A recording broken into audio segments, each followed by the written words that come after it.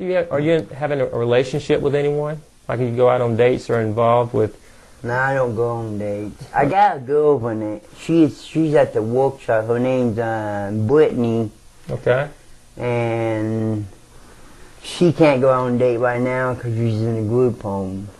Okay, so you have a girlfriend, but you're not able to go out on dates. Yeah, I see her at the workshop every day. Would you like to see her outside of the workshop? Yeah. Do you know what you would like to do with her if you guys went out and did something? What would you want to do? Take her out to eat and maybe kiss her. Okay, well, hey. The personal outcome measures were developed by CQL, the Council on Quality and Leadership, in the early 1990s. CQL met with people with different kinds of disabilities and support needs, and with their supporters to talk about quality.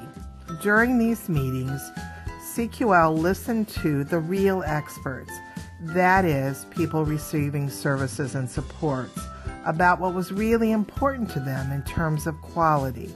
From this collaboration, CQL developed the personal outcome measures. The personal outcome measures are also known as the POMs or POMs.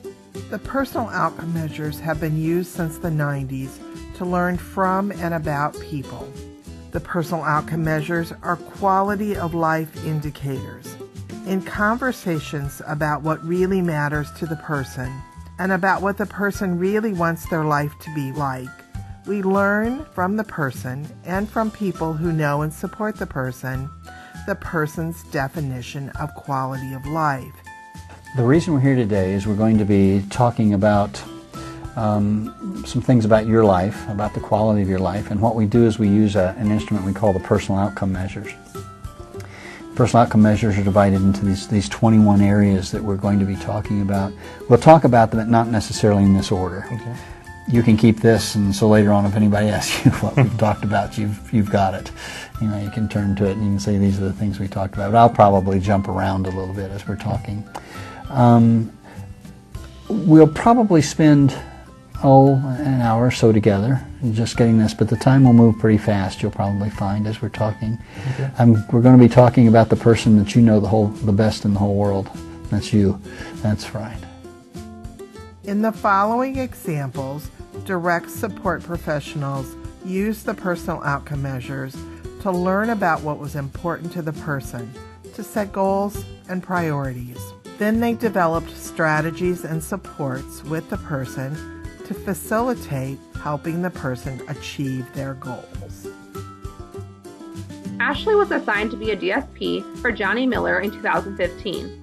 Ashley asked Johnny what were some of his future goals through personal outcome measures. He expressed that he would like to obtain his New York State driver's license. Ashley had several planning sessions with Johnny, explaining what it would take. Together they set up the steps needed to obtain the goal. Johnny obtained his driver's license on July 28, 2016. Damon has had the pleasure of working with and getting to know Lennon. Lennon used to be a man of few words. Lennon has had difficulties with interacting and socializing with others, yet per his personal outcome measures, this was one of his biggest desires. Damon also discovered that Lennon is a profound writer and poet.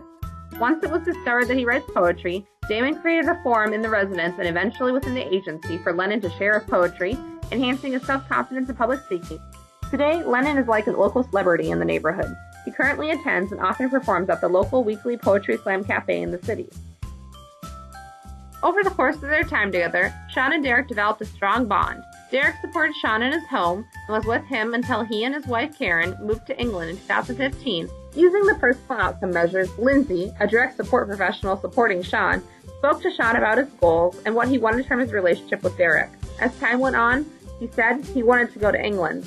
On July 25, 2016, Sean and Lindsay boarded a plane destined for London, England. Words cannot express the emotions around the first hug Sean and Derek shared in the airport.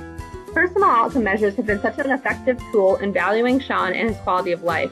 Lindsay was able to explore with Sean his definition of friendship and what Derek meant to him.